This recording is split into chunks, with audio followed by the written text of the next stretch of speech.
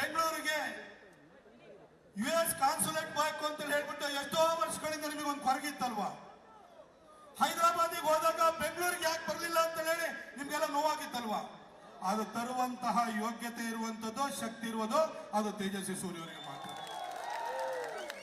ಅನಂತ್ ಕುಮಾರ್ ಸಾಹೇಬ್ರ ನಂತರ ಅವರು ಸಮರ್ಥವಾಗಿ ಕರ್ನಾಟಕಕ್ಕೆ ಒಂದು ನಾಯಕತ್ವ ಬೇಕು, ಡೆಲ್ಲಿನಲ್ಲಿ ಪಾರ್ಲಿಮೆಂಟ್ ನಲ್ಲಿ ಮಾತಾಡಬೇಕು ಅನ್ನೋದಕ್ಕೆ ಅಂತ. ಆ ನಾಯಕತ್ವದ ಕೊರತೆಯನ್ನು ತುಂಬಿರೋರು ಯಾರು? ತೇಜಸ್ವಿ ಸೂರ್ಯ ಅವರು.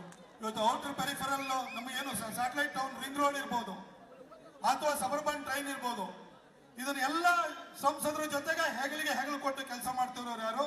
ತೇಜಸ್ವಿ ಸೂರ್ಯ ಅವರು. ಮುಂದಿನ 40 ವರ್ಷಗಳಿಗೆ ಬೆಂಗಳೂರು ಸೌತ್ಗೆ, ಕರ್ನಾಟಕಕ್ಕೆ ಒಂದು ನಾಯಕತ್ವದ ಕೊರತೆಯನ್ನು ನೀಗಿಸುವಂತ ಶಕ್ತಿ ಇರೋದು ಯಾರಿಗೆ? ಬೆಂಗಳೂರು ಸೌತಿನ ನಿಮ್ಮ ಮತದಾರರಿಗೆ.